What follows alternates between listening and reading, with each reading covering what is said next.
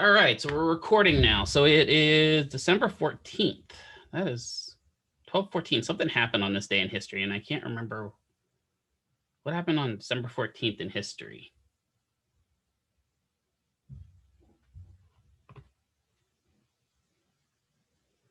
Joe, as far as I am aware, it is a makeup lab. If you haven't missed a lab, you don't have to go. That's what I understood. Now, would I say that would it benefit you? It could possibly, but as far as I understood, if you didn't miss a lab, you don't have to attend it. So,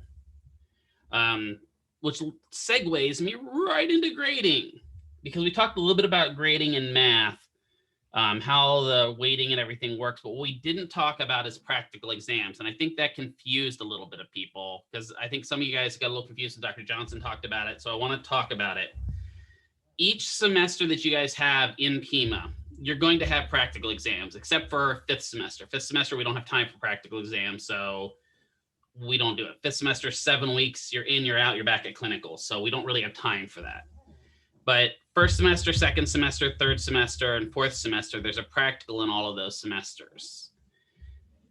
So that leaves you with two kind of grades you have to worry about. You have your final grade, which is your ultimate, am I going to pass this semester or not grade? That's important. For that, you have to get at least a 77 overall, and that's going to include your practical grade.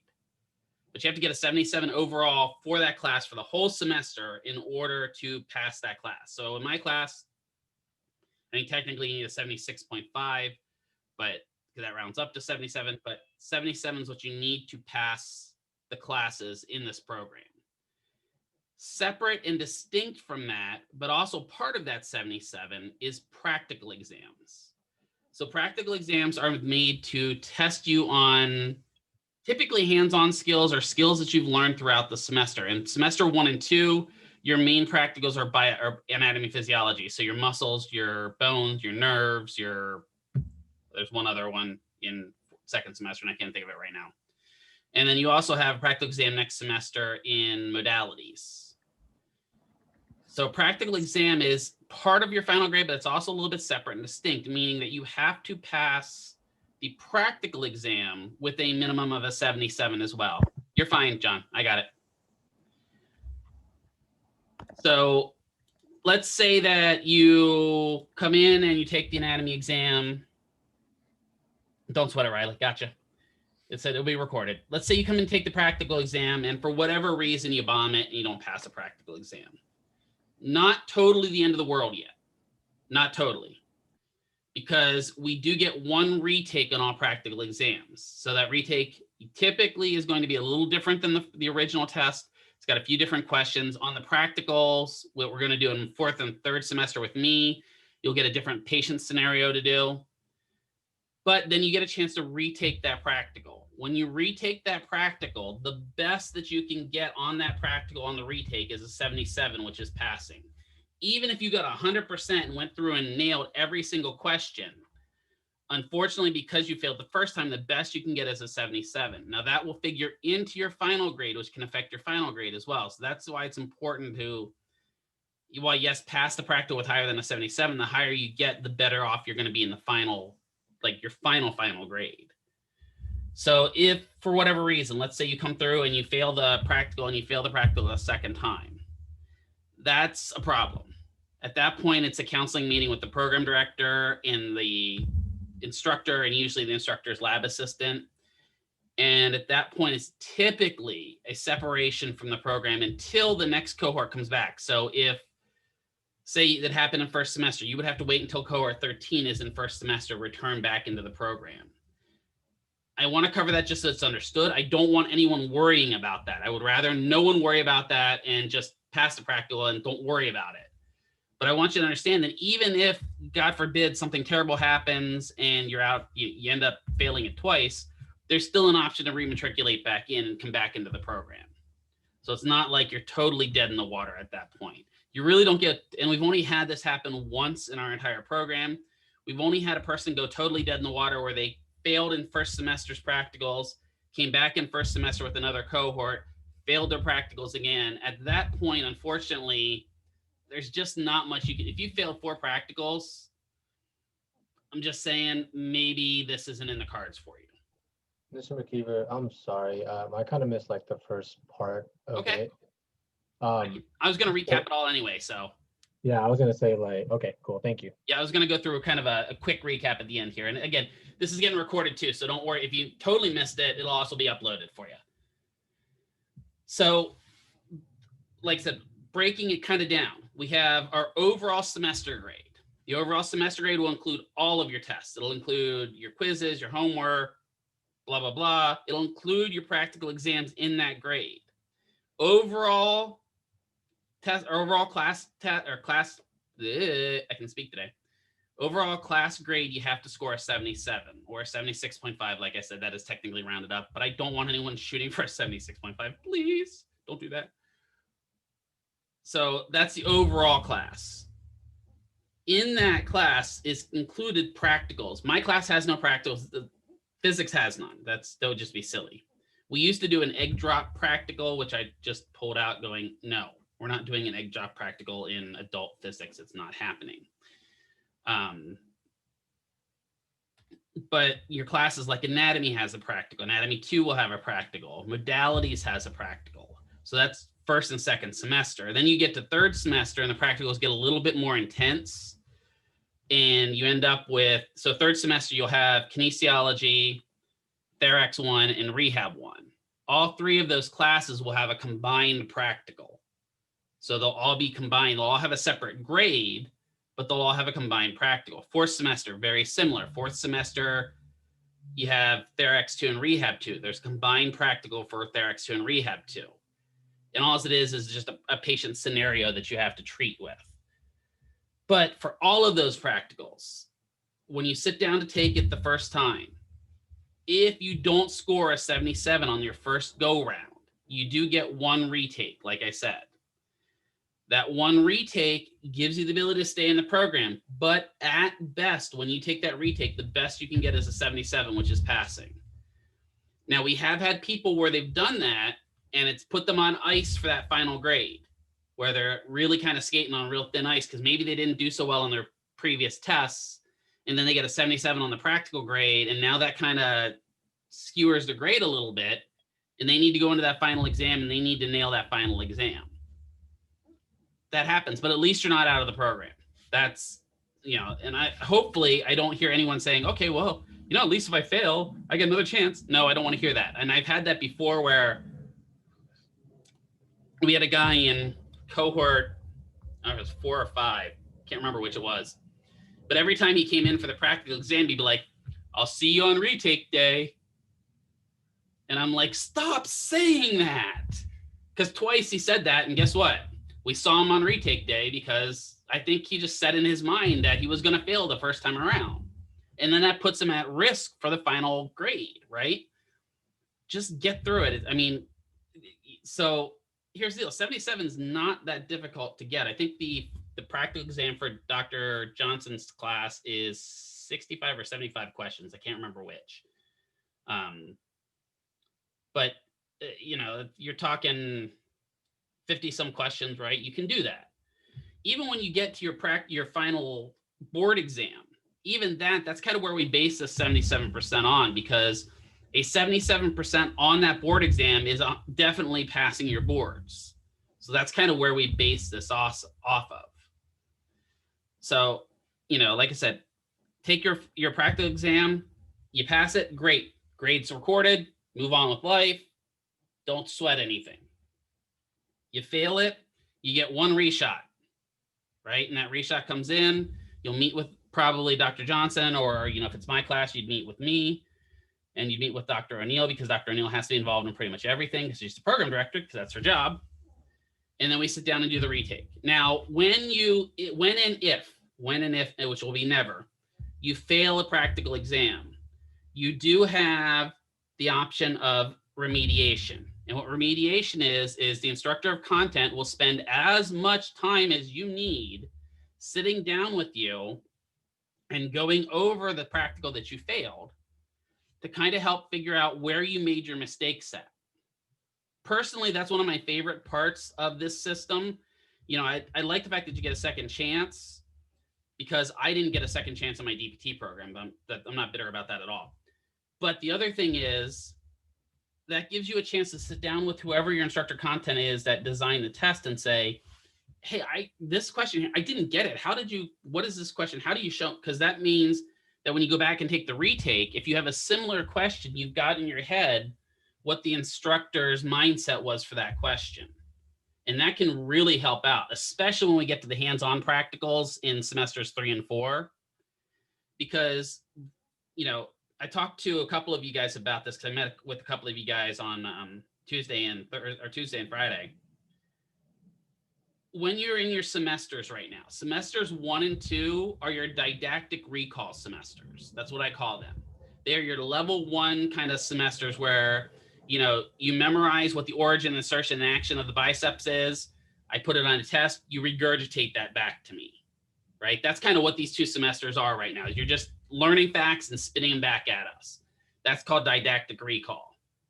Semester 3, we start changing. Because semester 3, we start moving from didactic recall. There is still some in semester 3 to application of concepts. And there will be people that did really well in semesters 1 and 2 that will struggle in semester 3 because they're really good at memorizing stuff and learning stuff, but they're not so good at applying.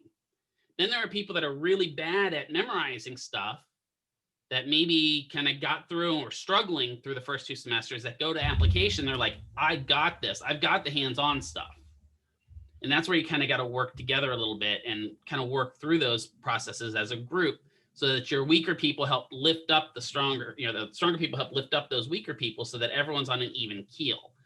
One of the things I like about this program is we don't pitch you guys all against each other. My program that I was in at Penn State, it was a constant competition. They were constantly pitting all of us in the PTA program against each other.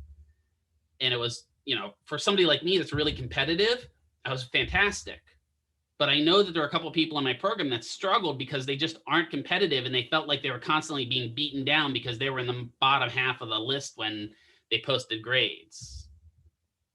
Right, yeah, exactly right. Like everyone has been super supportive and I appreciate that. And that's one of the things I want you guys to understand about even your faculty is, and I had to have this conversation with the group that's getting ready to test right now, is what you guys don't understand is our job is based upon you guys passing the boards. If you don't pass the boards, we go on, citation. If we go on citation, we have to fix it. If we don't fix it, our program will close. So our job is to get you through the program and get you to pass the board. So it's really important to understand that we're all going to be here for you no matter what. When I schedule those class hours, yeah, exactly, Bianca, right? That's exactly what my program did is every time we took a test, they sent out a ranking system and said, this is where you're ranked in your class. And I got that ranking system. I'm like, I'm ranked number 2. How did you get number 1? I got to get there. But the other people are like in that middle of the pack going, man, I'm just not getting it. And some people, especially people that are down towards bottom pack, maybe they're okay. I had a friend that was in my program that, I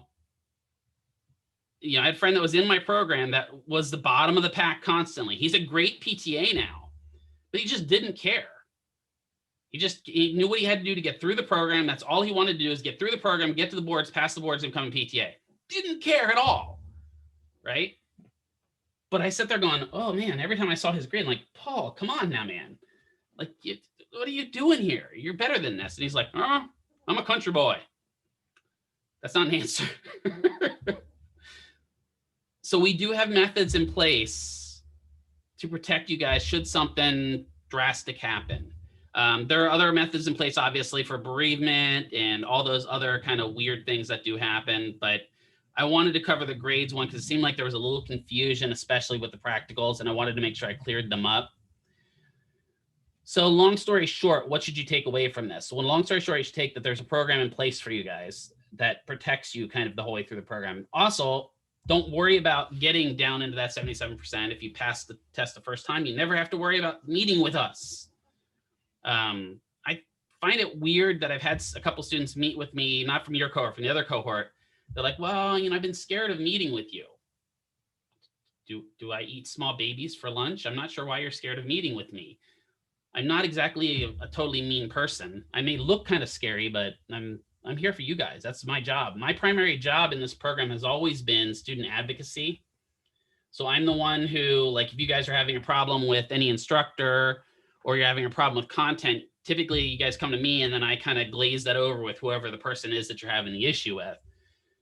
You'll get, at the end of the semester, every semester, you will get a survey that you will get to fill out. That survey is anonymous, just to make you guys feel a little bit better. That survey is anonymous. That survey ranks us from a scale of 1 to 5, or actually 0, because you can give us a 0. I had somebody do that once to me before because they messed up the scale. That was loads of fun. Just read it. If it says 0 to 5, 5 is good, 0 is bad. Don't just fill in all zeros because it's the first number. I'm just saying. But then you get to put comments at the bottom that give us feedback. And one of the things I have found in this program that, you know, I really appreciate is when I get feedback from students that I can integrate, that I can take and say, okay, they liked this, but this didn't work, so I have to change that. And my classes have evolved the whole time through this program that I've been here, and I'm going on my 6th year now, that I've changed drastically because of student feedback, because I value it. Dr. Reskin and I just finished 4th semester didactic with cohort 11. And one of the things we do at the end of each of our, because her and I have worked so long together, is at the end of that semester, we sit down and go, okay, I've got my Compass Pro, which is the survey we've got. She's got her Compass Pro. The student said this to me, and they think that we could integrate this better. And then her and I kind of meld minds together. It's kind of like right now with you guys. If you noticed, what has happened to my quizzes?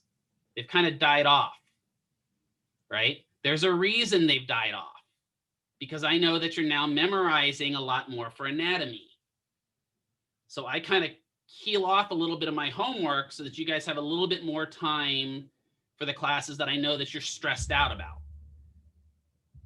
Right, and it's just, this is the way I've kind of always worked my semesters, because I know that it's happening. I know this is the time when you get muscles. Bones is one thing. Bones, you're like, okay, yeah, bones. Then you get those muscles and you have 3 things to memorize for every muscle, and all of a sudden your brain goes, what? And it just drives you, and it can drive you literally insane because you're just not used to that type of studying. One of the other things, and I ran a little bit longer than I expected here on this. One of the other things that I am doing for you guys at request of a couple of you is at the end of the semester, we used to have this class called Study Skills. And Study Skills was a class, brain is slush, exactly, Anna. Study Skills was this class that helped prepare you guys on how to study, how to prep for your classes, what's different about a PTA program from your traditional educational programs. And for some reason, Pima decided to squish that class for whatever reason. They felt that that 1 credit course was too much on top of all the other credits you had. So Dr. O'Neill and Dr. Johnson and Dr. Sokel and Dr. Reskin and Mr. Gersh, who's one of our lab assistants who you guys haven't met yet, we all kind of got together last week and we were talking about it. And I'm looking at the way that the other cohort is taking some of their tests now, and I'm seeing they really missing the Study Skills course. So at the end of this semester, what Dr. Sokel and I are going to do is you have 1 class with me, I think on Monday, like right before a break, and you have a class with her the next day, Tuesday. I'm going to actually take both those classes and I'm going to create a Study Skills course kind of for you guys and talk about how to prep for the next coming semesters, what you should wait for studying, how to study, what's the best way to study. How do I figure out what the best way for me to study is? Because I'm seeing a lot of you struggling with that. You know, I see you guys in the background. I see some of you have like walls of stuff up in the background, and I see a lot of you have a stack of note cards like that, right? It all depends upon the way you study. And I'll talk about the ways that I studied best, but you'll find really quick, I'm very unique in the way that I study. It's different than most people because I tend to base my study habits on what I need to study, less on what I should study. And how much time to allocate. You're exactly right, Bianca. That's one of the things that we're going to do. Also, some tips on a little bit of stress management with studying, because when you study, it tends to, you sit there, I don't know if any of you have ever had this before, where you sit there and you're studying and you just go, man, I'm not getting any of this. I just spent 4 hours studying, I don't know, the hematocrit and hemoglobin levels, and it's just not sticking. And then, right? And then you get there, and then what happens is you get that mind, oh, I'm never going to learn this. Well, I got to study more. Well, what happened, you just spent a couple hours studying that was completely unproductive. And what you're probably going to keep doing is the same thing you just did. And we all know that's the definition of insanity. At that point, you need to change your study habit a little bit and go, okay, well, this didn't work. I need to throw that out for this and come up with a new way to study. And I'll present a couple different ways that, we've had students before be successful. But one of the things, I just had a student that was out on the boards who's failed his boards twice. So you got to understand, he failed his boards twice. You can imagine what he feels like right now. He feels like dung, right? Failed his boards twice. That's $1,000 down the drain. And he's sitting for his third exam. So now he's up to $1,500 about invested in just sitting for the boards. And some of you are going, right? And he's testing in April. He put it off till April. He's not going to test in January. He wants to test in April when he can have some more time. He competes in body composition tournaments. And I'm not sure if you're familiar with those at all, but it's basically where you body build, but your goal is to have 0% body fat. Like, that's kind of what he does. I think that's a little weird, but to each his own thing, right? And I said to him the other day, I said, hey, how much work do you put into prepping for one of these tournaments that you do? So walk me through your process. When do you start training? He said, well, I really start hard training about 3 months in advance. Like, okay. He says, and then we get down to the last 4 weeks. He says, and at that point, I'm down to celery and rice or something for dinner. I don't even know, just something really stupid. I'm like, hey, so you put all this work in. I'm like, do you see a correlation here? I'm like, how much work are you putting into the boards? Well, I'm studying about an hour a night. Oh. How much do you go to the gym? Well, I would go about 8 hours a day. And suddenly a light went on in his head, and he's like, oh, you're saying I should prepare for the boards like I prepare for my body composition tournaments. And I'm like, right, Shaggy. And so since then, he started that about 3 weeks ago. And his test scores have gone up 13% already. Right? And so it's all about what you put, you get out what you put in. You've heard that before, right? If you go to the gym and you just kind of lackadaisical around, yeah, you'll get some out of it, but you're not going to get swole, right? Some people will. Those are the people that really make you sick, right? Yeah, I go to the gym for about 30 minutes a day, and they're like completely jacked and ripped. And you're like, I go for 6 hours, and I've got 50 pounds of body weight. I look at cake and I gain weight, right? That's just kind of the way people are built. There's nothing around that. But this one is a similar way. If you put work into your studying and you put effective work, because we're going to talk about pulleys and levers today, and this is segueing really well into this. The work that you put into it is going to be commensurate with the results you get out of it. But when you use some simple ideas, you can improve that output, right? You can't ever put more studying in than you have in a day, right? It's not like you can study for 26 hours in a day. That doesn't happen unless you can find a TARDIS somewhere and go back in time. But what you can do is change the devices you're using for studying and get a greater output out of your studying. And that's what we're going to go over in that study skills course. So I hope it helps. It's my first time kind of putting one of these together for 2 days. It's usually about a 1 hour a week course. So I'm going to try to compress it down into about 3 hours worth of stuff and distill it down to what we need. But that is it for that. Are there any questions on how testing works, how your practicals work, anything like that I can answer before we move on to actual physics? I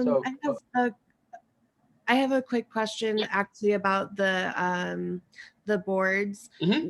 Will we have any sort of practice tests like in a class, or will we be doing that more on our own? So that's a great question. So what we had done traditionally, and I'm hoping we get back to it, we weren't able to do it this last cohort. We had to do something a little differently. What we had traditionally done for you guys is we will provide you with part of your tuition pays for the Score Builders textbook, which is right here. It's a nice thin textbook, right? Nothing, not too heavy a reading, right? If you need to go fall asleep at night, it's a great help. But we provide you with this textbook. There are two main textbooks that kind of help you prep for the boards. There's this textbook, and you can see that I'm working with students on test prep because I have both the textbooks within reach. And there's this one by Therapy Ed. What we also do as part of your tuition is we bring in score builders for their test prep course. So they come in and they give us 2 days, 8 hours a day. So it's usually a Thursday or Friday, Saturday, or Saturday, Sunday, depending upon it is. We're still working that out with them right now. But it's 5th semester, so you got a ways away to worry about that right now.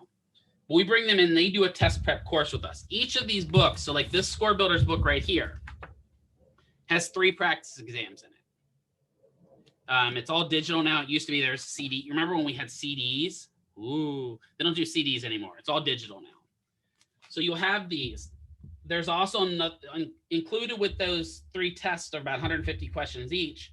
There's also an additional bank in their online system of another about 200 questions that you can build custom exams off of and prep for. So yes, you will do actually 3 exams for us in that 5th semester. And what that goal of those 3 exams are, so that I have data, and then I can take that data, and this is how nerdy I am. I actually have an Access database that I can plug every single one of your questions into. And what it'll do is it'll spit out a study plan for you and say, this is what you need to study this week. This is what you need to study this week, getting ready for your exam. So yeah, there's going to be definite test prep. I'm also looking at I'm meeting with another company after this class actually today, who's trying to sell us some new products, of course, because that's what companies do. Where what his company does is, instead of just doing an 8-hour course, they do 2 hours twice a week up to the exam. And so he's trying to offer us an idea of maybe students that struggle, maybe that's a better option for them than just 16 hours of score builders. So we've got a couple options out there at this point. Right. So Bianca, it depends. Right. It's kind of like being at a nursing home and you ask people what kind of underwear they're wearing. It depends. No laughter. Come on. That one's good. All right, Jason, I appreciate the smile.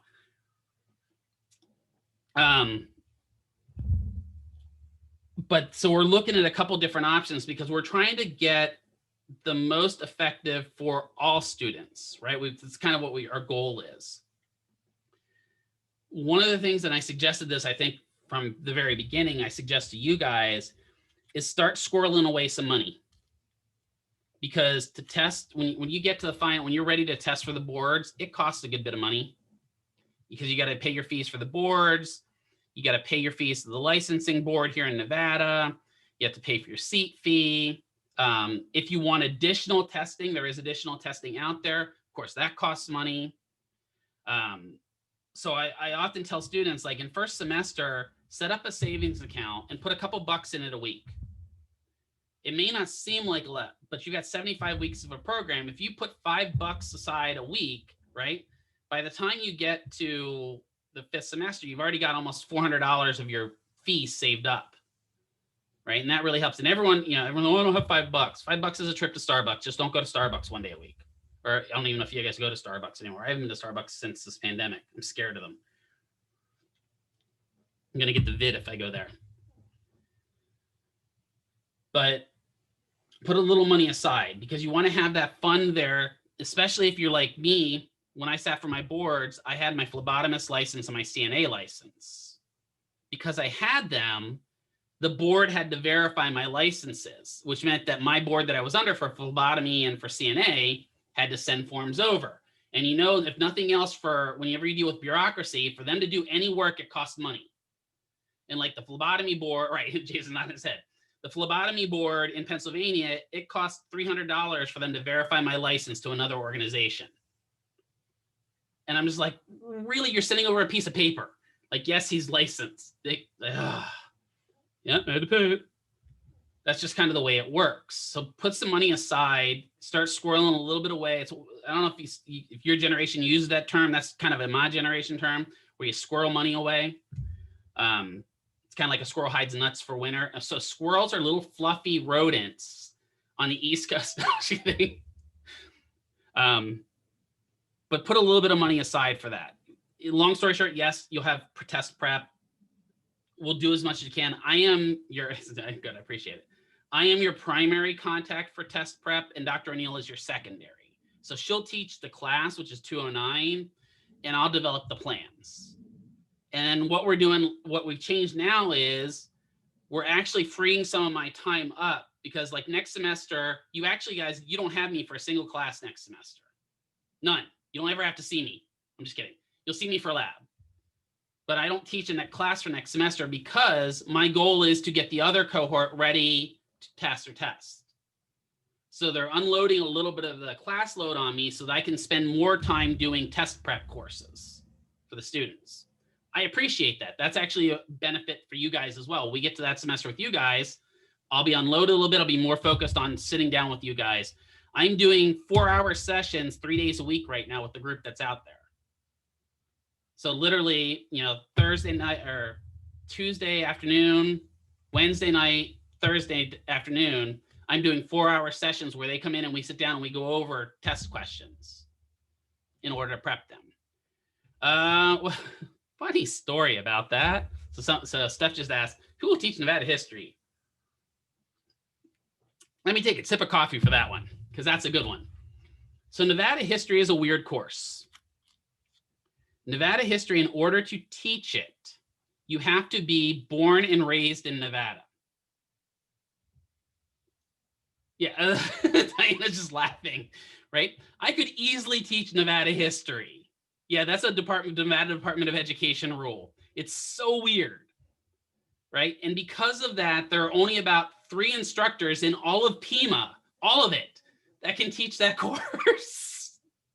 So we have one online instructor that teaches it, and she's really good. So that's the primary, honestly, that's probably where most of you guys will go. You probably take it online. So it's a full online, you know, it's a shortened semester. It's not like, and it's usually between 2nd and 3rd semester, I think, is when it goes. But it's a real short class. She's a really great instructor. Yeah, I have nothing but good things to say about it. The other option is we do have an evenings on campus course, because we do have actually one instructor on our campus that can teach it. And so he holds an evening on campus course for all of the programs. Now, most people will say, well, I don't want to come in the evenings. Well, then you got the online course, but we try to offer it both ways. It's a really weird course because of the way they do things like this. It's, you know, my thought process is it says Nevada history and Constitution. And so if it says history and Constitution, I've got my minor in history. I should be able to teach it. Just saying. But it's just weird the way Department of Education does that. In Pennsylvania, we have the similar thing. We have Pennsylvania history and education, except anyone can teach that. No, it doesn't matter. I don't even know why we do classes like that. I think like US Constitution should be enough, you know, or like home ec, something like, I don't know, just kidding. But great question. So I had, somebody else was getting ready to ask a question I heard, and then they went quiet on me. Yeah, I was just gonna clarify again, like just with the practical and everything. Mhm. For some reason, I'm just kind of not getting it. Okay. Like for Well, example, let me get a whiteboard up here. Maybe that'll help. How about that? Let me get a whiteboard and we'll draw it. All right. So can everyone see my whiteboard? At least one of you nod so I can see. Everyone sees the whiteboard? All right. Yeah. So good. Let's get a different color font here. So text. So you have, back here so I can actually type. You have 2 grades, right, that are important. You have your final semester grade, and then you also have your semester practical grade. So is that those, a combination of like for example, like for biology this semester, like the midterm and the final practical, or just the final practical? so it's 2 separate. You can actually fail one. So biology, it's a unique situation because bio, there are 2 practicals. So I'll talk about that in a second. So bio is a unique situation. That won't happen in any of your other semesters. That just happens in bio. So your final semester grade up here, right? Let me get my little draw tool. This practical, or your 2 practicals in bio, will come into play in this final semester grade, right? They'll eventually average in. But in bio, you have practical 1 and you have practical 2. And yeah, I think you have the same in both semesters, but your second, just to put you guys a little bit at ease, your second practical next semester is really small. So it's not that big. It's not a big deal. The first practical is the nerves. That's a little bit bigger. But the second practical is not as bulky as these are. So when you take the practical, right, you have to pass that with a 77%. You have two options. If you do it, you're good. You move on, right? If you get less than that, so less than, then you get a retake. Oh my God, I should have broke out my iPad. So you get a retake. In that retake, when you retake the exam, you have two options as well, right? You have an option where you fail it. That is an option. We are not going to do that. That is not an option. If you pass it, and it doesn't matter what your pass grade is, your grade on that test will be a 77 no matter what. You could get 100% on this. Unfortunately, because you failed it back here, the best you'll ever get is that 77. What that means is you're still in the program. And when you say like the practical 1 and practical 2, it's the practical 1 is this final one, and then the practical 1 you guys already took. That was your bones, right? You already took a bones test, didn't you? Yeah. That was practical 1. So practical 2 is your muscles. So that's going to be your practical 2. And then next semester you have practical 1, I believe, is nerves. And practical 2 is like taking blood pressure, testing cranial nerves, stuff like that, which by then you guys should be okay on those, right? So there are some skills portion next semester. But doesn't matter if it's practical 1 or practical 2, you have to pass them both to 77%, or we end up in this situation. Oh, what just happened there? There we go. Or we end up in this situation out here. We don't want to. We don't want to end up in this retake situation. That's kind of what I would say is, you know, if you're worried about this, know that if something happens, there's a case out there to save you. But I try not to worry about it too much, because when you worry about it too much, that's when you're going to start ending up in thinking about, oh, I need to, I've had a chance to take it again, so I don't have to study as much. Don't do that. Right? So like next semester, so you have semester 2 next semester. Right? Let me get out the text because it was writing a little bit better. So semester 2, you have PTA 103, which is modalities, and you have Bio 109, which is A&P2. In modalities, you have a final semester practical. And then in A&P, you have kind of a practical 1, which is usually a midterm practical. And then you have practical 2, which is your final practical, kind of like this semester is.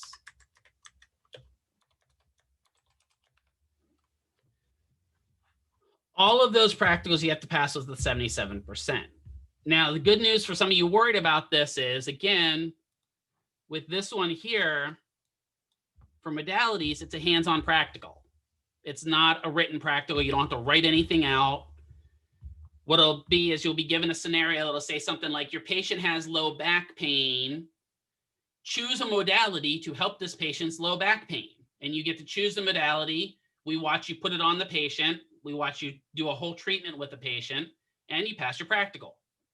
That's kind of what your practical is going to look like going forward, right? For bio, I want to say this is nerves. It's been a while since I was in bio, or we haven't done 109 in a little bit, so bear with me a little bit. And I want to say this is applied, so stuff like blood pressure and that, but don't quote me on that entirely. This may also be nerve roots, because you're going to have nerves and nerve roots next semester. So nerves obviously are like your biceps. Your biceps is innervated by the musculocutaneous nerve. But it gets a nerve root from C5, C6 up in your neck. So that's the difference between a nerve and a nerve root. And you do have to know both of those, unfortunately. It's not a lot of fun. But once you take, so say you take both of these practicals here this semester. And so maybe for your bones, you got an 82%. Great, you pass that. and then you take your muscles test in the next, next week or no, it's after the break, isn't it? When's your muscle test? The before break? Wednesday. Okay. So you take that practical 2 and you get, let's say you nail it out of the park. So you get 91%. Great. No issues. You don't have to worry about any of this stuff. You've passed. You move on with the rest of the semester. You take your final test in this class. Everything gets averaged together and we get your grade. These 2 will get figured into this final semester grade as well. So again, the higher you kind of get on these, the better your final semester grade can be as well. And it gives you a little bit more cushion. So when I took bio way back in the days when we rode dinosaurs to school, my goal in the practical exams was to get as high as possible so that what I can do is kind of give a cushion for my final exam, because I have horrible test taking anxiety. Like I'm going to admit to you guys, I am the worst. And I know some of you are that way. I think Brooke and I have talked together. I didn't mean to call you out on that, but Brooke and I have talked, a couple of the others have. Diane briefly mentioned some things with me, stuff like that. You guys, okay, so John's saying the same way, right? Great. Test taking anxiety is horrible. It's where you sit down and you look at that test and you go, it's asking for my name. What's my name? Right? That's test taking anxiety. That tears you up inside, which is why I'm going to do that study skills course, because part of it's going to be talking about taking care of that test taking anxiety. And I figure I've pretty much got leeway to talk about it because I have horrible test taking anxiety. That just bugs me. It eats me alive when I sit down and take a test. And I had an anatomy professor when I took my anatomy at UNLV that would walk around. He'd look at your paper so we had cadavers, and he'd pin stuff in the cadaver, and he'd walk around, he'd look at your paper and go, "Are you sure you're right at number 3? I'm not sure that you're right. That may not be the right answer." Even if it's the right answer, he'd say stuff like that to you. And I'm sitting there going, I know it's the biceps. It's got to be, there's no other muscle there, right? Because he felt that was his test taking, his way of improving us. It drove me, like, literally, I went home from those tests. Usually I'm like, okay, it's time for a box of wine and a shower, and just sit in the shower and drink the box of wine in the shower. No, just kidding. Hey, look, I'm from Fancy, Pennsylvania. We do boxes of wine back there. Right? But that test taking anxiety, if you can build up a cushion for your final, because your finals are usually worth 20 and 25% of your final grade. So if you can build up that cushion, then when you sit down for your final exam, you're like, oh, well, I don't have to study as much for bio now because I only need 85 or 75% on my test, and I can do that. I had a class in my PTA program where going into the final exam, I needed a 3% on my final test. So it was 100 questions. I'd get 3 right out of 100. I sat down on my desk and I circled C for every single answer, and I turned the test in 3 minutes. And he's like, what are you doing? I'm like, I need a 3%. The chance that you picked 3 answers that are C out of 100 is pretty high. So I'm not worried about it. Ended up I got a 63% on that test because 63% of his answers were C. But since then, in that program, they don't allow extra credit because I ruined that for everyone else. But that's kind of what my mindset whenever I took classes before is I always wanted to build up a buffer so that if for whatever reason my test taking anxiety gets the better of me on the day of the final, I've got a cushion. When in doubt, guess C. Well, I mean, there's a lot of, and that's one, we'll cover that actually in test taking strategies is, believe it or not, there's a lot of studies that show instructors trend towards C about 62% of the time. There's science behind it. I don't know what it is about C. We've never figured out why C is the one. I think it's because like when I'm writing tests, I focus, okay, I got to come up with a wrong answer. I got to hide my right answer. I got to get a wrong answer. And now with electronics, a little easier to mix them up, but does that help make sense of the test for you? I know it was a lot of scribble. Yeah. So like so you do have to get like at least 77 individually on the practicals. Practical. It's Yeah, on the never, practicals only. Like if you yeah, get below it's a not like 77, combined. like say you're taking a regular old midterm, like in my class. If you don't get a 77 on that, is that bad? Yeah, it's bad. I'm going to talk to you about it, right? But that doesn't mean you've got this, oh my God, I could be out of the program moment, right? So next semester when you have modalities, right, you're going to have this practical, but you also have a regular old written midterm. If you don't do so well in the midterm, doesn't mean you're automatically at that point where you have to retake it or you're out of the program. But when you get to the practical, that is a problem, right? So that's kind of where it's at. Any other questions that I can scribble out? Here, we'll do a smiley face just for fun. Thank you. Yep, there's a crooked smiley face. Why so serious?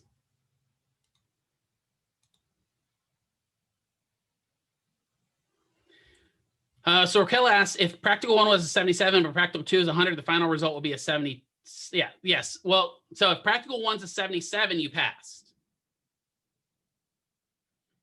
Practical 2's on. So what they'll happen is, let me get an eraser here so I can clean this up a little bit. There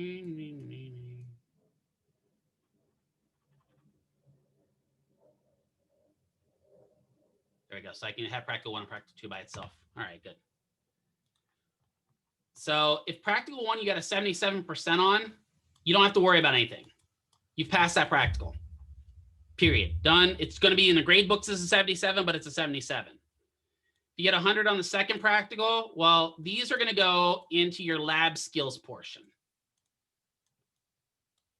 Right? And I don't know how much else he has in lab skills, but say, for example, in my class in 4th semester, I can use that as an example. In my lab skills, my practicals are worth the most points in my lab skills portion. There are a couple little assignments along the way that you can build up a few extra points as well. But then this would average together. So let me get a little calculator up here. 100 plus 7. Oops.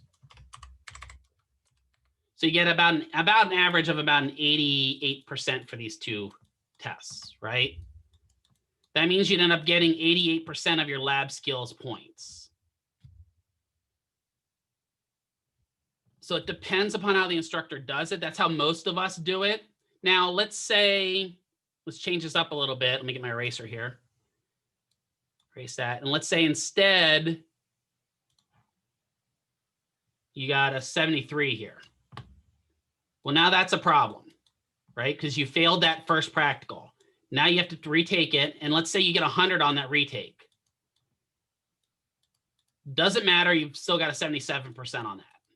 Because stay where I want you. There we go.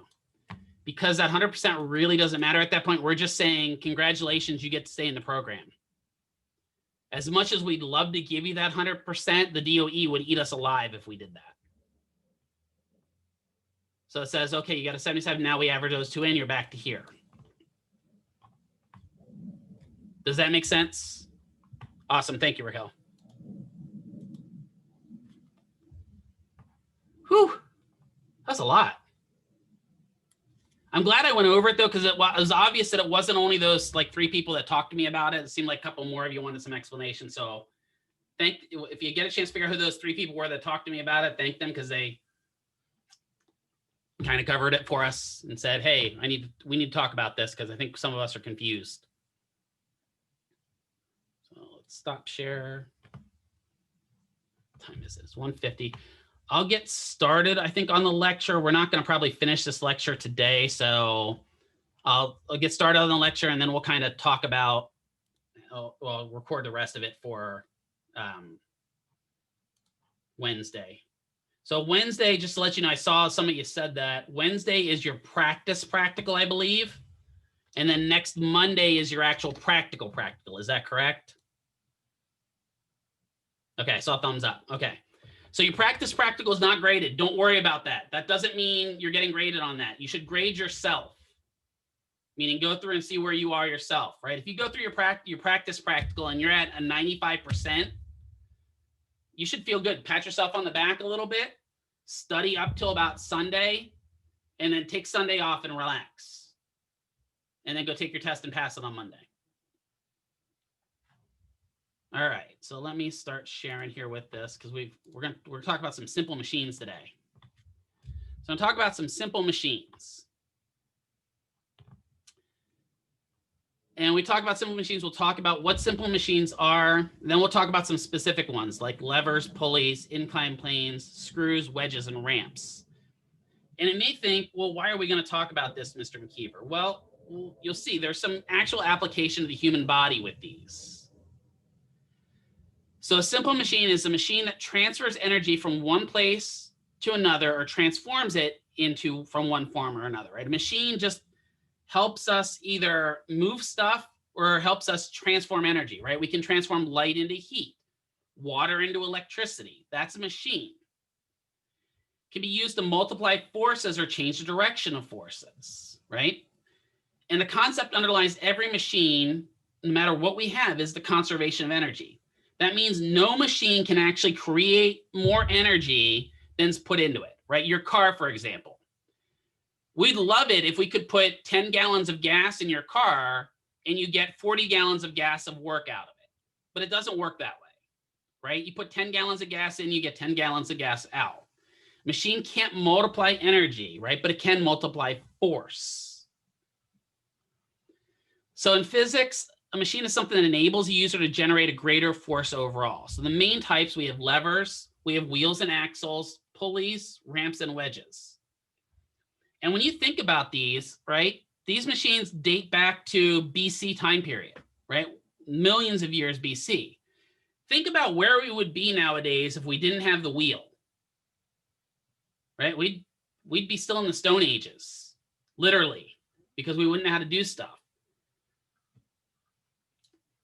Think about like the Great Pyramids. What would the Great Pyramids be like if they hadn't discovered a lot of these simple machines? Now, we all know that the truth is that aliens built the Great Pyramids, but maybe they showed us something. No, I'm just joking. Aliens didn't build the Great Pyramids.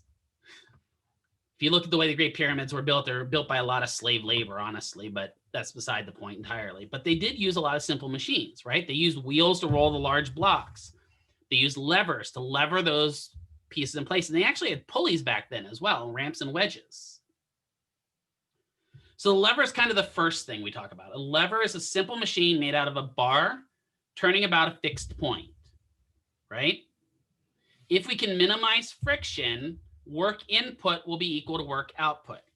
The simplest type of lever that when I think about it is the good old seesaw, right? Remember that from a kid? That's one of the simplest levers you can have. Hopefully, as long as we can minimize friction and as long as the playground person kept that nice and oiled, you could seesaw really nicely, right? But we all remember that one seesaw on the playground when we were growing up that was rusting in the middle. And you got on it, and as somebody sat on it, it's like, right? That was because friction was in play there. So work input didn't equal work output at that point. And since we know that work equals force times distance, what we say is the force times distance of the input should equal the force times distance of the output. A lever is going to operate around the idea of a fulcrum, right? Or a pivot point. It can be as close to the load or can be far away. We have a couple different types of levers that come into play with this. And the main idea of the different types of levers is where that fulcrum is in relation to the mount we're moving. When we say load, we're talking about what we're moving, right? So if I have this book here, this is my load, right? And however I move it, and you'll find, we'll talk about this in a little bit, even doing that curl with it, I'm using lever type mechanics. A small input force exerted over a large distance will produce a large output force over a short distance, right? Levers help multiply forces. However, no machine can multiply work or energy. This is a great example. Back where I'm from in Pennsylvania, I had this really annoying butterfly bush. And I don't know if you guys know what a butterfly bush, I don't even know if they have them out here, but butterfly bushes are these big honking blooming things that literally take up most of your yard and they bring in butterflies. It looks really pretty, but it also brings in moths. And we had a really bad gypsy moth problem the one year. And so I had to take out my butterfly bush. Now, if I walk up to that butterfly bush and I tie a rope around it and I put that rope over my shoulder and I start walking away and try to pull that bush out, probably not going to come out of the ground. right? Because it's got roots and it's kind of stuck in there. But what I was able to do is put a 2x4 vertical over that rope and create a lever system that helped multiply my force to pull that bush out of the ground. And ultimately what I did was I tied to the bed of my truck anyway and just pulled it out with the truck. That's beside the point, right? I use more machines. So it can be explained as a long or longer bar that helps a person exert a greater force by maneuvering over a fulcrum, right? The three main components are the effort, the work that you put in, the load, the force that you need to move, and the pivot point or the fulcrum. They provide mechanical advantage. So all machines, remember, provide a mechanical advantage by reducing the effort needed to lift the load. Closer the fulcrum is to the load, the less effort needed to lift the load, but it won't move over a great distance. When the fulcrum is placed closer to the effort, then the load can be moved over a greater distance, but requires a greater force, right? The force and the effort in this case is going to be measured in newtons because it's work. Work, force times distance is a newton. So here's kind of like the basic idea. This is your seesaw, right? So let me get a little drawer up here. Right, so this is nothing more than a seesaw. Here we have Mary sitting on the seesaw, and here we have John sitting on the seesaw, right? And as long as they put equal effort in, they'll both bounce up and down based upon the seesaw, right? What would happen if this load over here is more than the effort we can put into it? Is the load going to move? So say this load is 1,000,000 pounds and we're trying to move it with a simple lever. Probably not going to move it, right? So even simple machines have their limits. So in the lever below, right, the force distance done at one end equal the force distance on the other. So in this case here, we've got little Nellie, and Nellie is moving a rock. I don't know why she's moving a boulder. Maybe there's somebody down the hill from her and she's trying to send that boulder down into them because she loves them, right? So she's got a long lever and she put a wedge there in order to allow for the lever. And a lot of times when you look at, we're going to talk about wedges in a little bit. A lot of times the fulcrum points on levers are wedges. As she pushes down, right, force times distance have to be equal on each side. So as she pushes down, she's going to use mechanical advantage to move that heavy boulder, right? She may not be able to lift that boulder by herself, but because she uses this lever and she has mechanical advantage because she has a great distance to move that lever, she can move this a small distance and get it out of the way. That's kind of how these levers work. Now we have to make sure we neglect friction. If we have bad friction or a high coefficient of friction or a high mu, unfortunately at that point, that can really affect our output. You know, if maybe this lever for whatever reason has sandpaper on it, I don't know why you do that, then yeah, you're not going to get as much effect out of it. So there are three main types of levers. There are type 1s, type 2s, and types 3s. That makes it really easy, right? A type 1 lever has a fulcrum between the force and the load, so between the input and the output. So your seesaw is your type 1 lever. Type 2 lever has a load between the fulcrum and the input force, right? And a lot of times when I think of a type 2 lever, I think of a jack. A jack is an excellent example of a type 2 lever, right? Jack that you jack your car up with. In this case, he's doing this, you know, for those of you that are opera fans, this guy's pretending to be Jean Valjean and lift the cart off the guy that's under the cart. No one else got that. I appreciate it. All right. And then a type 3 lever has the fulcrum at one end and the load at the other. So the biceps are an excellent example of a type 2 lever, right? Because the fulcrum's back here, our muscle's right there, and there's our load. I don't know why that person's holding a baby bottle as a load, but hey, we'll just move on with life. So for a type 1 lever, pushing down on one end, you lift the other, right? For a type 2 lever, you lift the end of the lever. And since that input and output force are on the same side of the fulcrum, the forces have the same direction. For a type 3, the input force is applied between the fulcrum and the load, right? So in the case of the bicep, my fulcrum is going to be my elbow, my olecranon, right? My bicep itself attaches below the olecranon here, right, on my radius and ulna. My load is going to be out here in my hand. So my muscle is pulling the load that way, but my fulcrum's still back here. That's a type 3 class lever. So here's kind of that type 1 lever again, right? The head moving on the neck is an excellent example of a type 1 type lever, because we have our load is up here, our fulcrum's whatever level of C we're moving it on, right? And our effort is our muscles pulling it, typically from the lower shoulders. Type 2 has its load between the effort and the fulcrum, right? In this case, plantar flexion is an excellent example of this. So when you go up on your toes, or ladies, when you wear high heels, right? Plantar flexion is an excellent example of a second class lever. And then class 3, the lever is ever between the load and the fulcrum, and the biceps are the example here, right? So the fulcrum is way back here.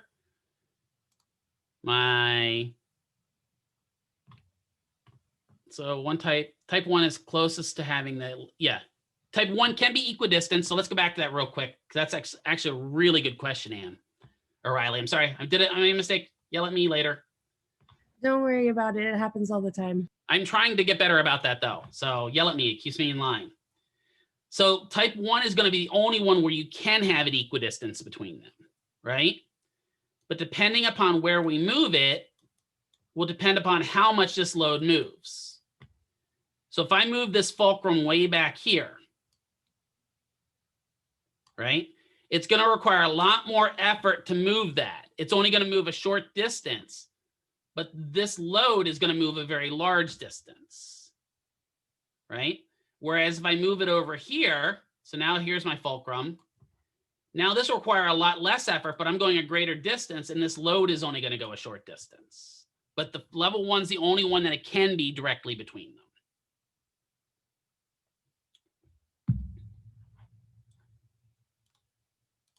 Mr. McKeever is definitely not an artiste, that is for sure. So when we look at the human body, right? So here we have the head, for those who don't know. And our fulcrum's somewhere usually around, so we're looking at this case, if you're nodding your head up and down, a lot of your motion's occurring at the upper cervical levels, right? So in the higher cervical levels, most of your rotation occurs at the real high levels, right around that dens. But your upper cervical levels kind of allow you to nod your head up and down.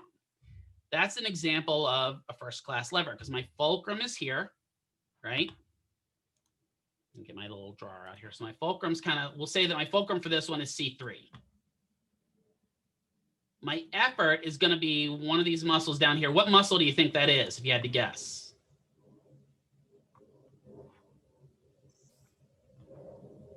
Any ideas? Trapezius? Maybe a little bit trapezius. Maybe I think these fibers here are looking at trapezius. It's probably levator, right? Probably levator. But I'm guessing these fibers, because these fibers are a little bit more oblique, I'm guessing they're more of a trapezius showing, right? So there's my fulcrum. My resistance or my load is my head, right? So as that shortens, it pulls my head up, right? And that's going to be a concentric contraction, which we'll talk about in kinesiology. Plantar flexions kind of the different. Plantar flexion is our second class lever, right? So our fulcrum is going to be our toesies. Our resistance or our load is technically the whole human body, right? If we're going to go up on our toes, it's the whole human body. But that's going to be focused on one main point, which will be basically the midpoint of our foot. That's where most of our weight's going to be sitting. Our effort is going to be our primary muscles up here, so our triceps surae, right? Our two heads are our gastroc and our soleus. As they contract, they pull the heel up, and that'll push the body up. But the fulcrum itself, what it's pivoting around is down here, probably at the base of your metatarsals, right? I mean, you may be really strong and be one of those ballet people that can stand up on your toes like Dr. Avreskin can. I can't do that. My toes aren't strong enough for that. So then your fulcrum would be out here, right? But for the most of us that are normal people, we're going to have it on their heads of our metatarsals. And then here we have that third class lever. So our load or our resistance is out here in my hand. My fulcrum's back here at the olecranon, right? Especially around that olecranon fossa that we're rotating around. And my effort is going to be my biceps and even a little bit of my brachialis in here, and then a little bit of my brachioradialis, right, going that way. So that's going to be a third class lever in the arm. So there's a little bit better picture of it kind of broken out there for you. Now, interestingly enough, when we look at this, the next thing we're going to talk about are pulleys, right? And I wanted to cover this because we actually have a little bit of pulley motion going on even with a lot of these actions. Because if you look back here where the gastroc goes over your fibula, or not your fibula, your tibia, I'm sorry, my brain worked today. There's a little bit of a hump there. Well, what's the point of that hump? That hump is to create a little bit of a pulley action. So when you go up on your toes, you can get some extra mechanical advantage, right? We're going to find out that there's a lot of pulleys in the body, a lot of pulleys. And if you ever want to go into hand therapy, you'll learn more about pulleys than you ever want to know. So a pulley is a kind of lever that can be used to change direction of force. A pulley is going to use a wheel, right? So we had to discover the wheel before we could discover our pulley. Properly used, a pulley or a system of pulleys can drastically multiply your forces, right? Here we have little Sue, right? She's lifting a box up. She's using a pulley, so she's pulling down so that the rope pulls it up. Pulleys can change the direction of the force. She's pulling down, it's going up. Pulleys can multiply her force. In this case here, she's multiplying the force. Or in the case of this one, the third one over here, pulleys can both change direction, which this is doing, and multiply the force because it has two ropes. So we're going to find out that there are mainly three types of pulleys, right? But when you're dealing with pulleys, a lot of them have directional advantage. See my little animated thing? I did animated stuff this time. Isn't that cool? Right? So the pulley is going to provide a directional advantage. If I pull down on that rope, right, it's going to lift the load up. Regardless of what I do, it's the same amount of force. I'm not going to double my force there. I'm just changing the direction I apply my force. Because let's say I have this book here, and I wanted to move it from here to here. I have two options at that point. I can lift it straight up and use lever force, or I could tie a string, run a pulley, and change the direction of my force. Instead of lifting up, I can use my triceps to pull down and lift it up. Well, that sounds interesting because what happens if we have somebody that's got a spinal cord injury, right? Well, maybe they don't have biceps, but for whatever reason, they have triceps. Well, we may install some pulley systems in order to get them from a wheelchair to a bed so they can kind of pull down with their triceps, lift themselves up out of the chair and move themselves over to bed. So we will use this when we talk about stuff in, oops, I went too far. When we talk about stuff in physics, or not physics, in Rehab 1 and Rehab 2. There we go. My brain's working, honest. All right, I got 5 more minutes and I'll let you guys get out of here. So a single pulley behaves much like a type 1 lever, right? The axis of the pulley acts as the fulcrum. Both the lever distance and the radius of the pulley are equal to the pulley. So when you're pulling this up, let's say you're pulling this rope and lifting this box up. Where's my little drawer? Here's my little drawer. So as you lift it up, the longer the rope you have, the easier it's going to be able to kind of lift up, right? Because you're going to have a longer lever arm to pull on. If you have a really short rope and you have to kind of jump up to grab it, it's going to be a little more difficult to move that the full distance, right? That's kind of where the lever comes into play with this. In this case, the mechanical advantage equals 1, meaning that there's not really a multiplication of force, right? Your force times distance doesn't change. It just is what it is. Instead of lifting it up by lifting up on the box, you're pulling down to lift up on the box. Same force, same distance, just different direction. Here we have a pulley in a different type. This is kind of a pulley, single pulley acting as a type 2 lever. So now the pulley is between the two ropes, right? Here, when we pull up, the load between the fulcrum and the input, right? 1 Newton of force will support a 2 Newton load. Well, why is that? Well, that's because now the weight, so say this box is 2 Newtons heavy. There are now 2 ropes.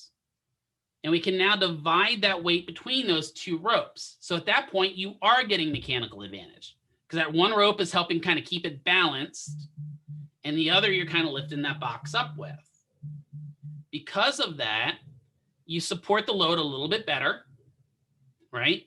And you're able to lift that load all the way up with a little bit more mechanical advantage. This can be really useful in stuff like warehouses and things like that. And we will actually use this in, again, the clinic when we deal with lifts for moving patient. Gotcha, Anna. Thank you. So here we have what we call a compound pulley system, right? And we'll talk about this. In a compound pulley system, we have more than one pulley.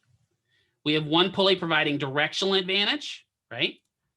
Because now we're pulling down instead of lifting up. And then we have a pulley splitting the load. So at this point, we now help support the load over two strands, which gives us a lot more mechanical advantage. And the upper pulley only serves to change the direction of the force. So we still have mechanical advantage of 2, but we also now have directional advantage too.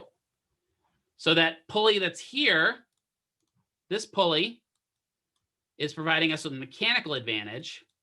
Keith, there we go. This pulley up here is providing us with directional advantage. So we get the best of both worlds at that point. So here we have a person lifting up this load. Now we've got a really complex pulley system, right? Look at all those cables. We have something like this, right? The rope is pulled 5 meters with a force of 100 newtons. A 500 Newton load is lifted 1 meter because we've got all these ropes providing mechanical advantage. So this 500 Newton load here, right? If we just had one rope that was attached to it, that would hold the 500 Newtons. But we have 1, 2, 3, 4, 5 ropes holding that up, right? So at that point, we have 5 ropes only holding 100 Newtons each. So we have a greater mechanical advantage to lift that up. So let's say a swing set. You're designing a swing set for kids, right? We know that typical swing sets have 2 ropes, right? That's what you swing on. If you wanted to make it safer and maybe more of a machine for kids that might be larger, you could do a couple different things. You could increase the tensile strength of these ropes, right? Or you could add a second rope. And now the person sitting in that seat is divided over more places. So now we have a mechanical advantage of 4 instead of a mechanical advantage of 2. So single fixed pulley is what we showed there first. That's a little box moving up and down like that. Provides directional advantage. A single movable pulley provides us with mechanical advantage. And I notice you can read through the rest of this. I'm trying to hit the important parts about the pulleys. Single fixed, directional. Single movable, mechanical advantage. And then when we have a compound pulley system here, go back, there we go. We actually combine both directional and mechanical advantage with the pulleys. So you get the best of both worlds. So that's just kind of breaking them down. Let's look at some pulley systems here. In the foot, anytime you see things like this, where we've got a bump in a bone, right? So we've got that bump of that malleoli there. We've created a pulley system around which these muscles work. Back here, even at the back part of the calcaneus, there's a little bursa there, and that bursa helps provide a little bit of a pulley system. Down through all of these muscles, there's little bands that hold those muscle tendons down. Each of those bands, the design is to create a pulley system to help increase the mechanical advantage. So the knee, that's a pulley system, right? The patella provides a rotational component for your quadriceps to actually extend your knee. So there's looking at a couple different pulley systems in the human body. The one I really wanted to cover was the hand here. If you're ever interested in learning hands, this is what you're going to have to learn. Every single one of those bands, the annular bands and the cruciform bands, form pulleys. So just a single, right? So FDP is which muscle again? This is where we're going to end this class at anyway. So what's FDP stand for? The flexor digitorum profundus. Very good, right? And then FDS is flexor digitorum superficialis. As both those muscles pass out the hand here, fingers, they hit a pulley system here, right? Then we have the cruciform pulley. Then we have the annular pulley 2. And then we have the cruciform pulley. Then we have an annular pulley 3. Then we have a cruciform pulley. Then we have an annular pulley 4. Why do we have all those pulleys in our hands? That allows us to do stuff like this and hold on to stuff, right? Let's say you tear A5 out here, because it happens quite frequently, actually. Now you lose that DIP flexion, right? And so now every time you grab stuff, you've got a weird, you know, the finger just kind of sticks out when you're grabbing stuff. So you got that person holding the wine glass with the pinky out. Right? Well, I don't know if that's that pulley problem, but that just shows, you know, if you're taking if you'd ever decide to go into hand therapy, because I just helped somebody prep for the hand therapy boards. If you ever do this, you have to know what problem happens if you lose A5, what happens if you lose C1. It's a lot of stuff in hand therapy. I'm just saying. I'm going to pause recording. All right, so I took a break from recording while I let you guys go. I'm going to continue the recording here for this lesson now so that we get the whole way through this lesson. Excuse me. So we've got the kind of breakdown of the finger pulleys, right? We've kind of covered that now. Well, now let's talk about some things like incline planes, screws, ramps, and wedges, right? An incline plane is a simple machine that helps reduce the effort needed to move a load. So instead of picking up a load and carrying it straight upwards, the load can be pushed along an elevated plane. The user must move the load a greater distance, but the effort itself to move it will be less, right? So if you had this big boulder, right? And, whoops, that wasn't what I want. So you have a cliff here. And you want to move that boulder from down here to up here. Well, your option are you can lift it and put it all the way up here, or you can create a ramp and roll it the whole way up, right? The force itself, right? So the load will be moved a greater distance, but the effort, the amount of stuff that you actually have to put into it will be a little bit less because you don't have to require as much force. You'll require a great lesser force to move it up that ramp than you would if you're not. The other downside to that is, in this case, with this big boulder guy here, if he doesn't have enough force, that boulder is going to roll over him, right?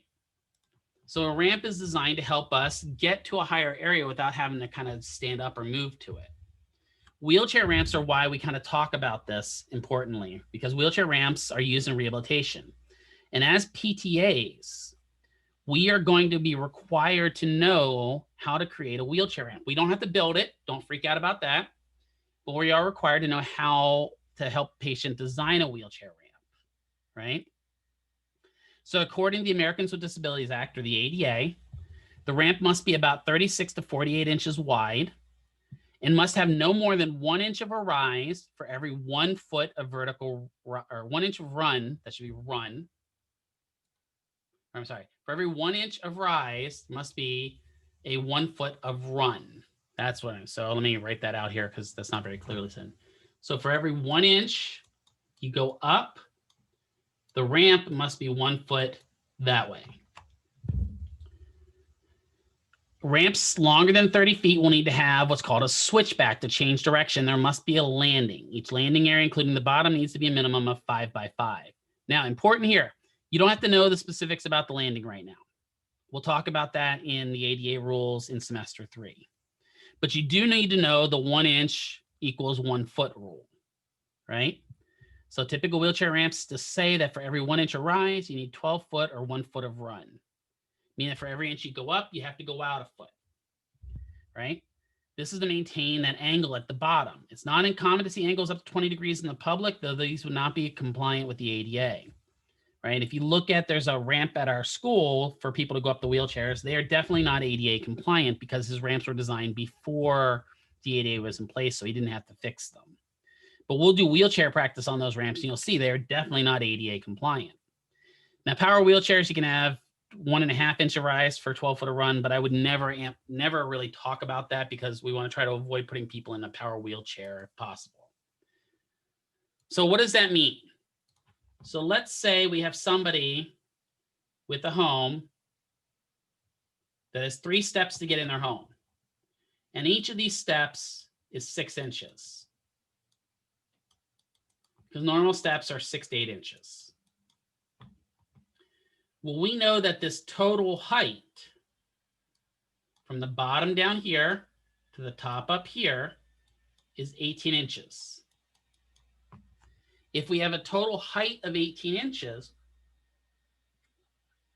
our ramp that we designed to go over this has to be 18 feet long in order to maintain that angle down here. So for every 1 inch you go up, you need 1 foot of run. So let's say we have another one where maybe we have a 10-inch step going into the home, right? If we have a 10-inch step to go in the home, to be compliant, our ramp must be 10 foot long. So just be aware when you're looking at your boards what they're asking for, because they could ask for in feet, or they may ask for it in inches, and in which case you just need to convert 10 feet into 120 inches, right? So just be aware that for every 1 inch you go up, you need 1 foot of length. Or 1 inch of rise equals 1 foot of run. 1 inch of rise, 1 foot of run. So a screw is really an inclined plane wrapped around a central cylindrical post, right?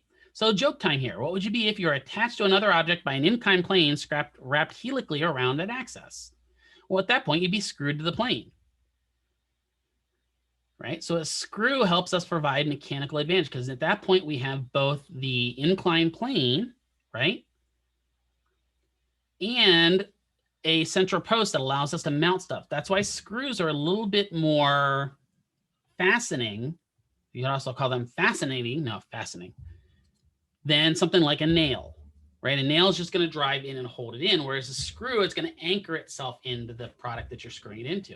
Screws tend to hold a little bit better until they strip and then you curse at them. So a wedge is just 2 inclined planes meet together, create a sharp edge. That's just a wedge. Where might you see wedges, right? Well, if you have a patient lying down, right? So we have Bob here and he's lying down on his back. The best position to have Bob lying down in is hook lying because that flattens out the back and it makes it most comfortable. Well, we may put a wedge under his knees to provide comfort. So that's a lot of times where you'll see wedges. We may use wedges like in the case of a sliding board, right? So a sliding board is a board. That's a really bad drawing. Let me clear that. So a sliding board is a board that we use for transferring a patient from one spot to another. Well, on the sliding board, at each end, there's a slight wedge. Well, that was really well drawn, Mr. McKeever. Let's use a straight line. It'll probably be better. So there's a slight wedge.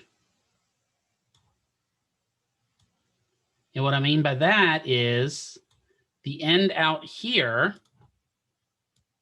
out on the end, is a little bit lower than the end up here. That allows you to kind of scoot it under their bottom so that they can slide along the sliding board and get from one chair over to the other, right? So at that point, we've created a ramp, but we also have 2 wedges on that ramp to help the patient get on and off that sliding board.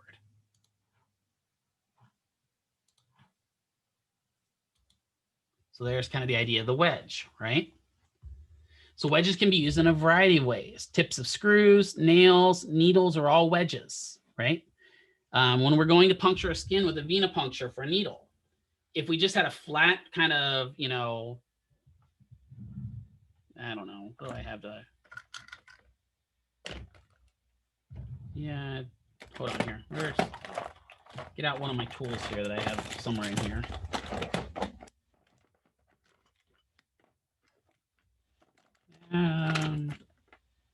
Yeah, I can't find one of those. My drawer's a mess right now. Oh, well, actually, this is a great example. So this is for a scraper for oh, where's my camera at? There it is. For scraping stuff off. It is a wedge. If you look at it, the front part of it is narrower than the back part.